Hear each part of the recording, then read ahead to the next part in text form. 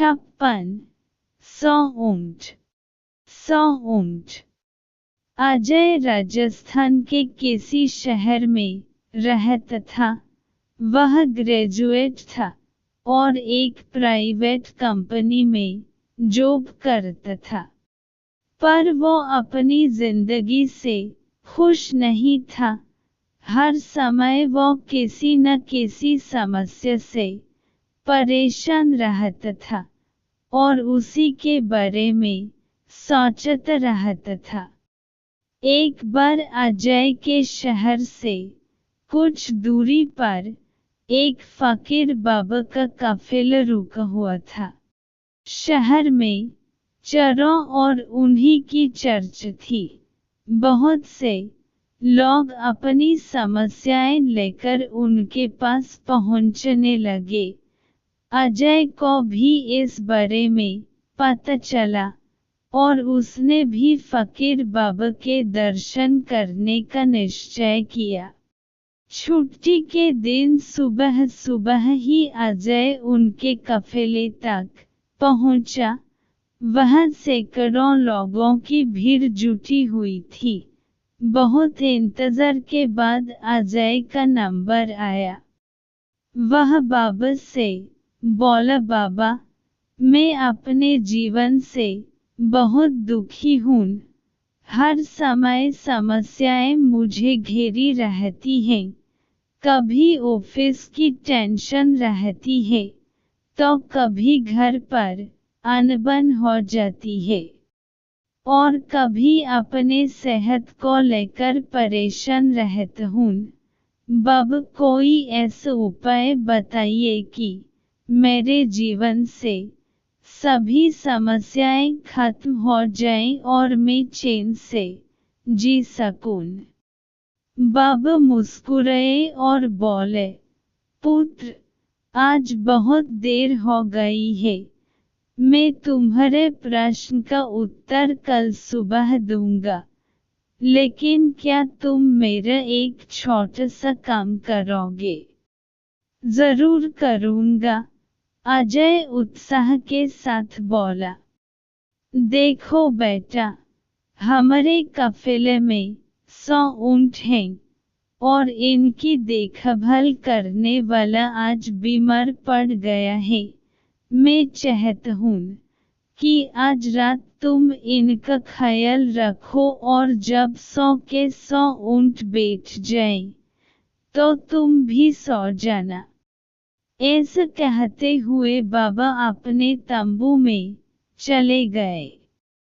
अगली सुबह बाबा अजय से मिले और पूछा, कहो बेटा, नींद अच्छी आई?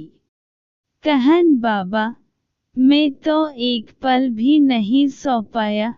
मैंने बहुत कोशिश की पर मैं सभी ऊंटों को नहीं बैठ पाया। कोई न कोई ऊंट खड़ा हो ही जाता।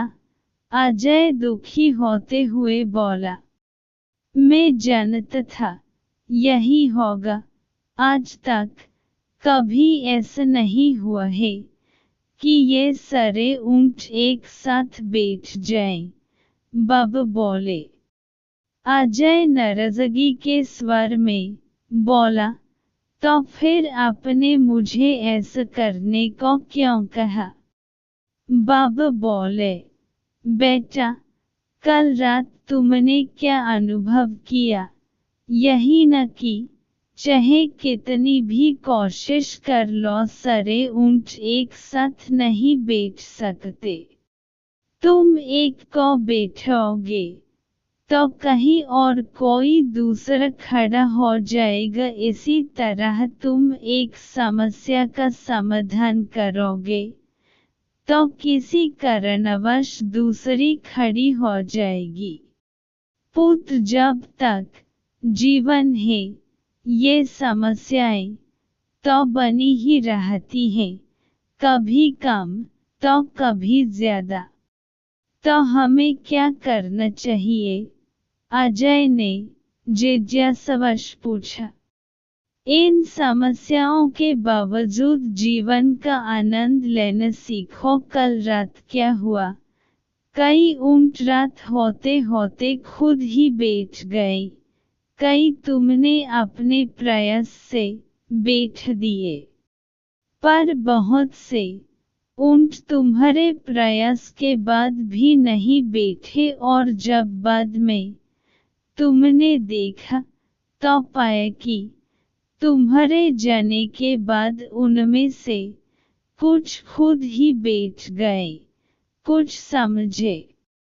समस्याएं भी ऐसी ही होती हैं, कुछ तो अपने आप ही खत्म हो जाती हैं, कुछ को तुम अपने प्रयास से हल कर लेते हो और कुछ तुम्हारे बहुत कोशिश करने पर भी हल नहीं होती। ऐसी समस्याओं को समय पर छोड़ दो, उचित समय पर वे खुद ही खत्म हो जाती हैं।